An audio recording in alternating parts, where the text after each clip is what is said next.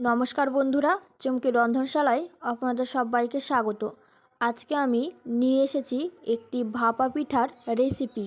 পিঠেটির নাম হলো কদম ফুল পিঠে। পিঠেটিকে দেখতে যেমন সুন্দর, খেতেও তেমনই সুন্দর। এই রকম একটি আকর্ষণীয় পিঠে আমি কিভাবে তৈরি করলাম চলুন দেখে নেওয়া যাক।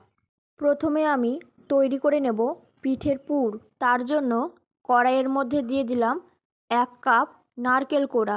এখানে আমি ফ্রেশ নারকেল কোড়া নিয়েছি। এবারে আমি এর মধ্যে দিয়ে দিচ্ছি নলেন গুড়। এখানে মিষ্টিটা আপনারা আপনাদের স্বাদ মতো দেবেন। আর এখানে আমি গুড় দিয়ে করছি, আপনারা চাইলে চিনি দিয়েও পুরটা তৈরি করে নিতে পারেন।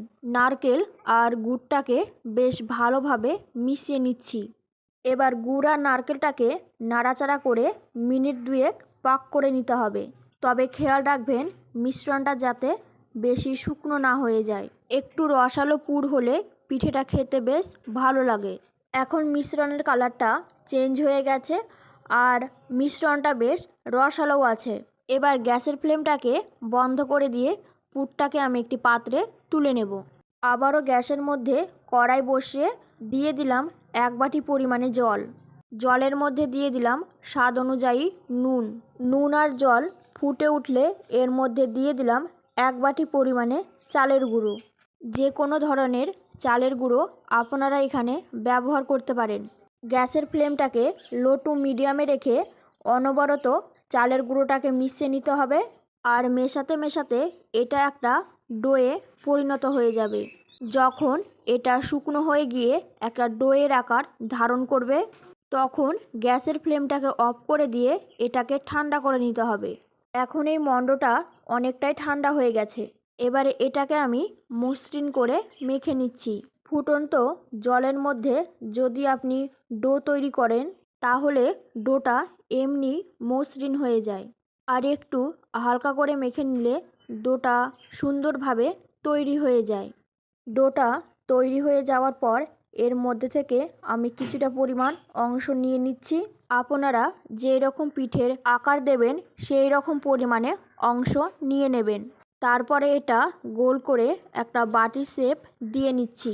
বাটির শেপ দিতে যদি অসুবিধা হয় তাহলে হাতে একটু চালের গুঁড়ো নিয়ে নিতে পারেন। চেষ্টা করবেন ওপরের কভারটা যেন একটু পাতলা হয়। পাতলা হলে পিঠেটা খেতে বেশ ভালো লাগে। এবারে এর মধ্যে দিয়ে দিচ্ছি পুরটা। 1 চামচ পরিমাণে আমি পুর নিয়ে নিলাম। তবে খেয়াল রাখবেন পুরের পরিমাণ যেন বেশি না হয়ে যায়, তাহলে ফেটে বেরিয়ে যাবে। পুরটা দিয়ে দেওয়ার পর চারিদিক থেকে ভালো করে মুড়িয়ে নিচ্ছি।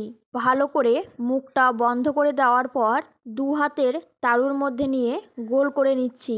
গোল করে একটা মসৃণ বলের মতো তৈরি করে নিতে হবে। দেখুন মসৃণ বল তৈরি হয়ে গেছে আর এইভাবে আমি বাকিগুলো তৈরি করে নেব। দেখুন একটি থালার মধ্যে আগে থেকে ভেজানো বেশ কিছুটা পরিমাণে বাসমতি চাল নিয়ে নিয়েছি। আর এই চালটাকে আমি 1 ঘন্টা আগে ভিজিয়ে রেখেছিলাম। তারপর একটা স্ট্রেনারের মধ্যে 15 মিনিট আমি ছেঁকে রেখে দিয়েছিলাম। খেয়াল রাখবেন চাল যেন শুকনো হয়ে যায়।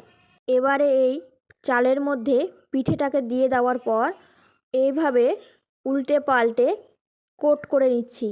দেখুন কত সুন্দরভাবে চালের মধ্যে পিঠেটা কোট হয়ে গেছে।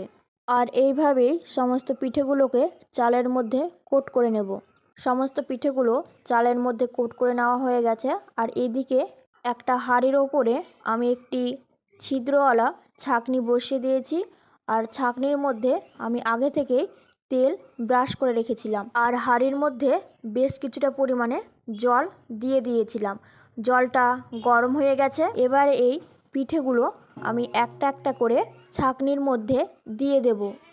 সমস্ত পিঠেগুলো দেওয়া হয়ে গেছে। এবারে আমি এই পিঠেগুলোকে ঢাকা দিয়ে মিনিট 10-15 আমি সেদ্ধ করে নেব। ফিরে এলাম 15 মিনিট পর। এবারে ঢাকা খুলে নেব। দেখতেই পাচ্ছেন পিঠেগুলো কত সুন্দরভাবে তৈরি হয়েছে। ঠিক দেখতে এক একটা কদম ফুলের মতো হয়েছে। আর এই পিঠেটাকে আরও একটু আকর্ষণীয় করে নেওয়ার জন্য আমি উপর থেকে অল্প অল্প পরিমাণে ফুড কালার দিয়ে দিচ্ছি। ফুড কালারটা সম্পূর্ণ অপশনাল, আপনারা চাইলে পিঠেটাকে সাদাও তৈরি করে নিতে পারেন। তৈরি হয়ে গেল আমার আজকের রেসিপি কদম ফুল পিঠে। আমার আজকের রেসিপি আপনাদের কেমন লাগলো অবশ্যই আমাকে জানাবেন। ভালো লাগলে লাইক ও শেয়ার করার অনুরোধ রইল। আমার চ্যানেলে নতুন বন্ধু হয়ে থাকলে চ্যানেলটি সাবস্ক্রাইব করে নেওয়ার অনুরোধ রইল। পাশে থাকা বেল আইকনটা অবশ্যই প্রেস করে দেবেন, কারণ আমি চ্যানেলে যখনই কোনো নতুন রেসিপি শেয়ার করব নোটিফিকেশান আপনাদের কাছে পৌঁছে যাবে। আজকের মতন এই পর্যন্ত, আবারও হাজির হয়ে যাব নতুন কোনো রেসিপি নিয়ে। ভালো থাকবেন, সুস্থ থাকবেন, ধন্যবাদ।